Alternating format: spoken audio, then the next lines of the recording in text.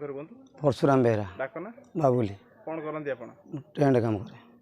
ଆପଣ ନାଁରେ ଗୋଟେ ଆପଣଙ୍କ ସ୍ତ୍ରୀ ଅଭିଯୋଗ କରୁଛନ୍ତି ଆପଣ ତିନିଟା ବାହାଇଛନ୍ତି ଦୁଇଟା ତିନିଟା ନୁହେଁ ଦୁଇଟା ଗୋଟେ ମୁଁ ଆଣିଥିଲି ସେ ହେଉଛି ପଳେଇଗଲା 2 ଦିନ ପଳେଇଲା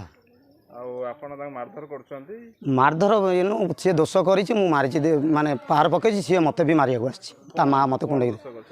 ସିଏ ଦୋଷ କରିଛି ତାମିଲନାଡୁରେ ଗୋଟେ ଟୋକା ଥିଲା ହେଉଛି ତା ସହିତ ସେ ତାମିଲନାଡୁ ମୋତେ ନ କହିକି 4 ମାସ ଯାଇ ତାମିଲନାଡୁ ରହିଲା ସେ ଟୋକା ସହିତ ସମ୍ପର୍କ ରଖିଥିଲା ସେ ଟୋକା ବାର ଫୋନ୍ କରୁଛି ମୁଁ ସେଇଆକୁ ଷ୍ଟଡି କରିକି ମୁଁ ତାକୁ ପଚାରିବାରୁ ମୋତେ ହେଉଛି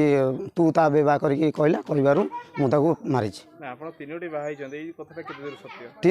ତିନୋଟି ବାହା ହେଇନି ତାକୁ ବି ମୁଁ ବାହା ହେଇନି ତାକୁ ବି ରଖିଛି ଆଉ ଗୋଟାକୁ ଯେଉଁ ଆଣିଥିଲି ସେ ପଳେଇଛି ବାହା ହେଇନି କୋର୍ଟ ମ୍ୟାରେଜ କରିଛନ୍ତି ମୁଁ କିଛି ତାର ପ୍ରମାଣ ସେ ଦେଖୁନି ମୁଁ କ'ଣ କୋର୍ଟ ମ୍ୟାରେଜ କରିଛି ସେ ପ୍ରମାଣ ଦେଖୁ ଆପଣ ରଖିଥିଲେ ଆଜ୍ଞା ରଖିଛି କିନ୍ତୁ ହେଉଛି ମୁଁ କୋର୍ଟ ମ୍ୟାରେଜ କରିନି ଝିଅଟା ପୁଅଟା ଅଛି ସେଟା କାହାର ଝିଅଟା ମୋର ପୁଅଟା ହେଉଛି ତା ଆଗ ସ୍ୱାମୀର ମଝିରେ ବାହା ହେଇଥିଲା ରାଜୁ ମର୍ଡର କରାହେଇଛି ଯେଉଁ ମାନେ ଚୋର ଗୁଣ୍ଡା ମାନେ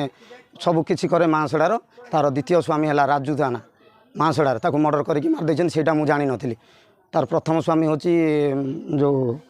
ସେଟା ହେଉଛି କୁଆଁରପୁର ଆହୁରି ଆଉ ଗୋଟେ କ'ଣ ଗାଁ ସେଇଠି ହେଉଛି ତାର ପ୍ରଥମ ସ୍ୱାମୀ ସେ ଯେଉଁ ବଡ଼ ପୁଅଟା ତାର ସେଇ ସ୍ୱାମୀର ବଡ଼ ପୁଅକୁ ଦେଖି ତ ଆପଣ ତାଙ୍କୁ ଆଣିଥିବେ ନା ହଁ ବଡ଼ ପୁଅକୁ ଦେଖିକି ଭରଣ ପୋଷଣ ମୁଁ ଦେଉଛି ତାର ବି ପ୍ରମାଣ ଦେବି ଯାହା ଭରଣ ପୋଷଣ ମୁଁ ଦେଉଛି ଖାଲି କେବଳ ଟ୍ୟୁସନ୍ ପଇସାଟା ତା ମାଉସୀ ପାଖରେ ସେ ପଢ଼ୁଥିଲା ତା ଟ୍ୟୁସନ୍ ପଇସାଟା ସେ କିନ୍ତୁ ଖାଇବା ପିଇବା ନାଇବା ପିନ୍ଧିବା ସବୁ ମୁଁ ଦେଉଛି ମାରଧର ମୁଁ କାହିଁ କରିବି ପୁଅକୁ ମାରେ ନା ମୋ ଝିଅକୁ ଜୋରକମ ଦେଖେ ମୋ